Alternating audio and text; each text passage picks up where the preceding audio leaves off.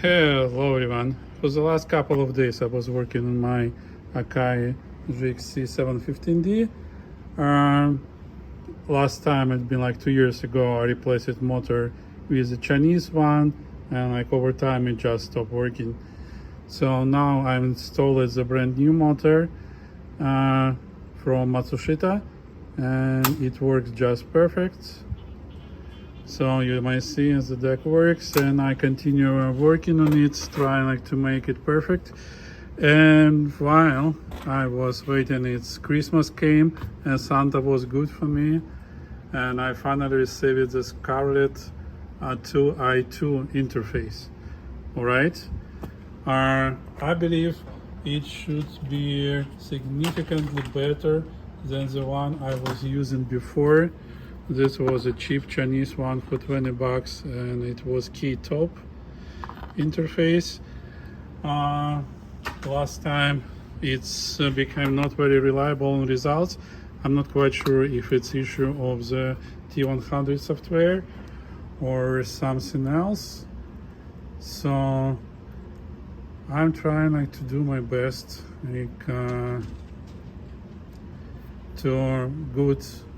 to get good results.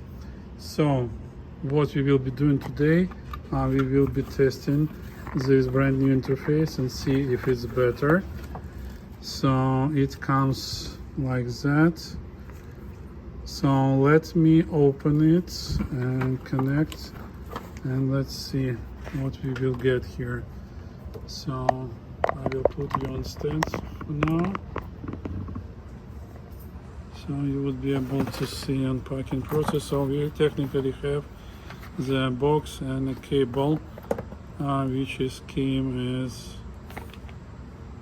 okay, it's USB-C here on the box and regular USB here. So technically I may use USB-C to USB-C cable I have, and it should work.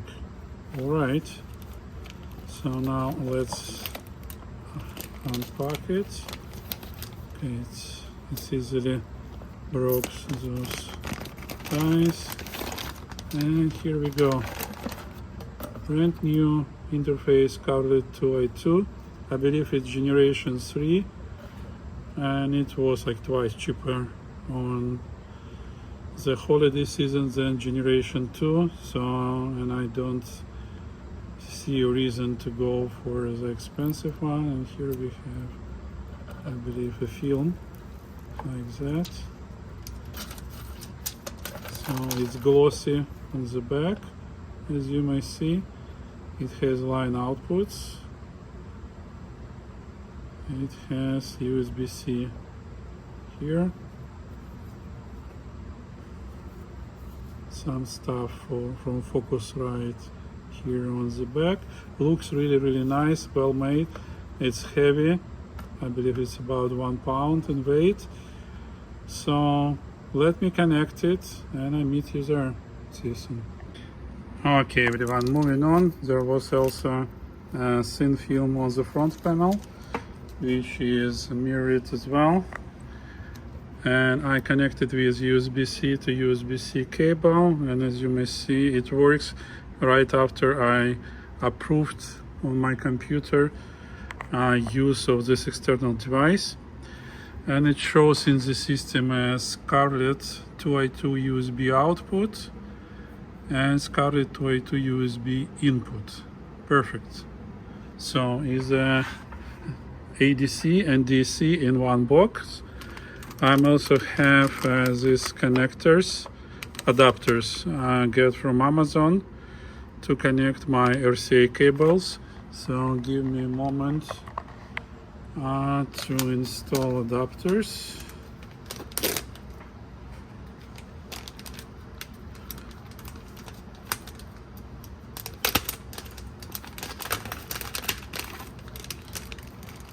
I've got a set of 6, so I will have 2 spare.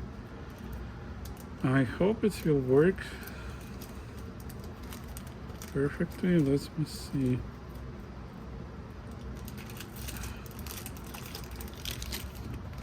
So I'm installing adapters on the front.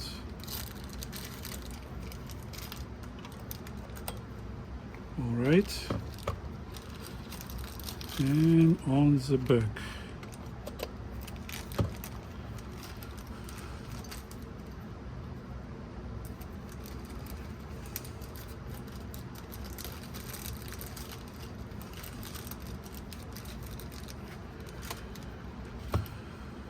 So it was just about $120 on Amazon over Christmas period. So that's the sensitivity, I believe. Let's put it in the middle. Both channels. Okay, here we go. So if you will use instrument, it will think that it's not microphone, so it's instruments connected. That's what we need. We should not use 48 volt because it's used only for microphones. So here are the headphones I may connect and monitor the sound. And here is the air buttons. They are for room extension, so they are increase high frequencies, and like use it for microphones just to make sound better. All right, let me connect headphones, and I believe this is headphones output. I will put in the middle, and I will try to play some music and see if it works. All right, let's do something simple from YouTube library to not make it blocked or censor it on YouTube. So let's go here. Yeah, it works. You may hear. So my headphones connected here on the front. Here I can adjust volume. This monitor currently doesn't affect anything.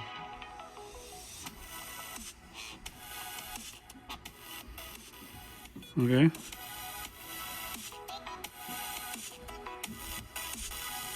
That's perfect. Sound is good, so let me briefly check it in the headphones.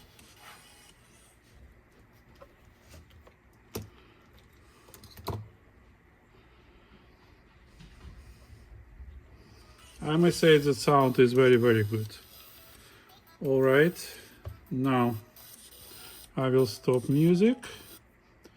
Now let me see. Let me run NAC T100 analyzer. You already can hear it recognizes the device. Let me check audio settings. It works perfectly well with system defaults now. I will adjust to zeros input sensitivity, because right now we can control sensitivity right here. Okay, levels. Now let's do a simple test. Let's use RCA cable and connect inputs to the outputs. So this will be right channel here. All right, and we have right channel here connected.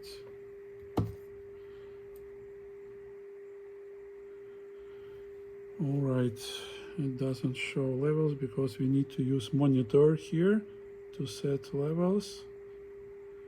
And now I may see signal coming here on my computer. What I will do, now I have to adjust left right channel to gain zeros. You see? Right, and as soon as I gain zeros, you see, it changes color to orange. Same here. and it's exact. So exact output to input, zero level will show you with orange. All right, now let's reset compensation just for the case here. So we don't have any compensation, and let's run results. So minus 20 is ideal comparing to my previous card. Minus 10 is the same, minus 6 and 0 decibel. Let's zoom in. It shows perfect results. Now let's do sweep on 0 decibel and let's see how it will perform.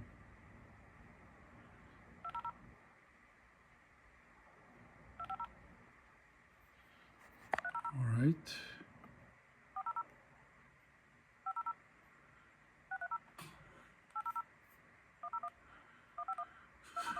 Well, I don't see any marks. Here we go. All right. No, I'm not sure why it doesn't show 0 decibel. Okay, minus 20. Okay. And you see now with this card we have up to 26 kilohertz. So this program works pretty well. All right, but it still measured just to 22 kilohertz only. Let's give it a room. It goes. I'm not sure what's going on. Okay. So far, that's the best audio interface I have used so far. Now I would be able to measure 10 gears to 22 kilogears quite easily. All right, on any deck without using my millivoltmeter.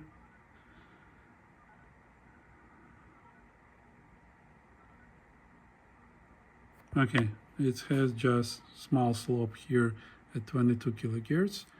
Now let's do minus 10. See how linear it would be.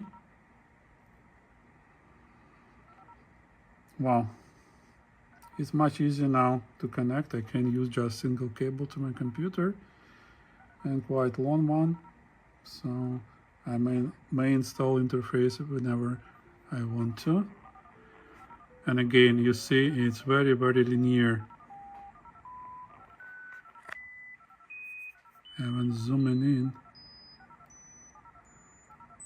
you may see it's super linear. 1 square is 1 decibel, and it's mega precise. On the high frequencies, I see here deviation like 0.1 decibel to 20 kilohertz. Okay, minus 6.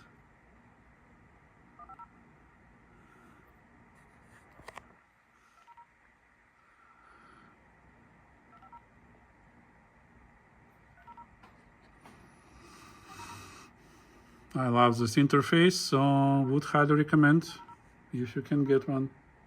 One of my subscribers actually told me, recommended that this is good interface and we can use it.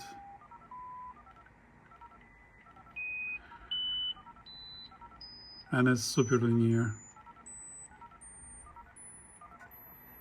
Again, that's how it looks. You may see indicators blinking with the levels. And we're below 0 decibel levels, that's why they are still green. And now let's go to zeros.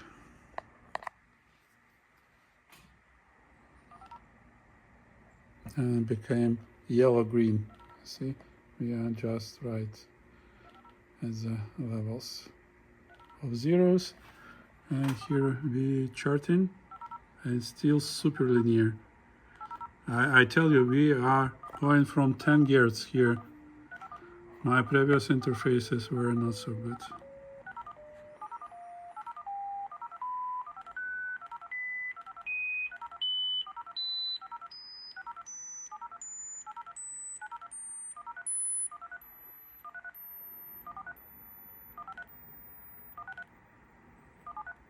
Yeah, it's just super.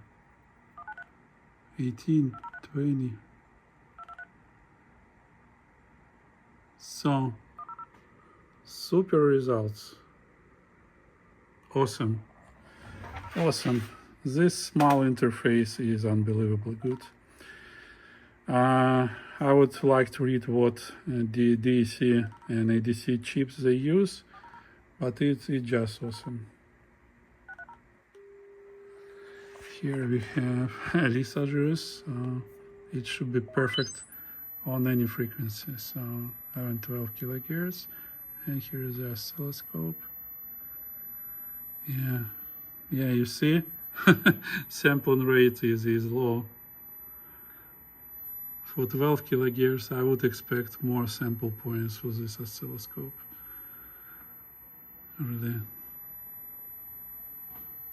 Here we have more sampling points. I see, that's where we're adjusting sampling frequency, you see. The worse the frequency, the worse signal shape we see. That's harmonics. All right. Very super good. Again, see, we use an instrument mode. I'm adjusted levels to zeros, and we adjusted 2 channels to be even. And now we're good. Okay, let me connect my tape recorder and let's see what we can get from it. This one, I've been working with it. I tried to improve frequency response a little bit by adding capacitors because it was not at the point, but it's 1978 and it still looks like new. Unbelievable. You see, this deck is awesome. I love it. That's the only small dent it has. All right, connecting. See you in a moment. All right. We are connected. I'm preparing for recording on type 1 tape. And here's the interface. So technically I just checked this monitor adjusts output level here. So if you need, you can increase level. And if it's connected to your speakers, for example, active speakers with amplifiers, so you can adjust level just using this knob.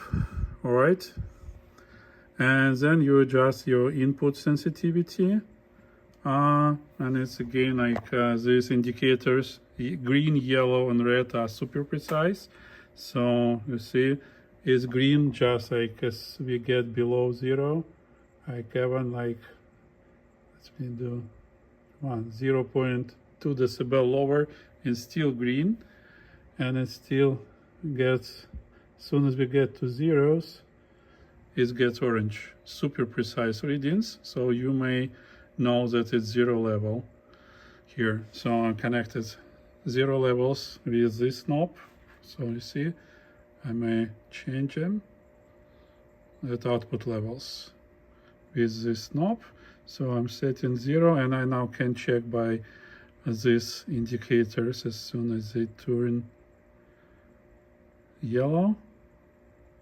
You see, that means that we have zeros, absolute zeros. Perfect. All right. Now, let's do next. Let's switch to the white noise -20. That's how this deck responds by itself. So you see around 1.5 decibel drop at 12 kilohertz, at 20 kilohertz. That is pretty fine, and that's what I told, like something bad happened at my this card started to show drop after 16 kilohertz, significant, like 5 to 7 decibels. I'm not sure why this happens. All right, now we have -20, and you see green blinks at -20 level. Let's check it up. So let's set -20. And as soon as I add more, you see that -20 green blinks. See, -18 decibel technically they start blinking. -18 decibel. Okay. Good to know. All right. So now, and you see that has drops below 50 Hz, but nothing significant. Now I'm ready to record. Let's record and make sure we will have sufficient time to do analysis. Our -18 indicators blinking, sometimes one channel, sometimes both, so we are good on the levels.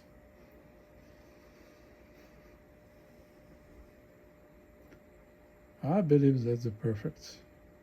Now I can use it as easy as that, and this interface is really cool. All right, and I get 0 level as the +3 decibel, as Dolby level. All right, now let's rewind to the memory. You see how quiet and quick. And now playing back. And let's see what we will get. And that was I don't like. So you see there is significant drop after 10 kHz. Technically we don't record in high frequencies. That's where I need to take a look more. I'm added capacitors in a parallel of resistors. And this may be a problem. Let me play around a little bit. But this would be about the DAC. That would be next series.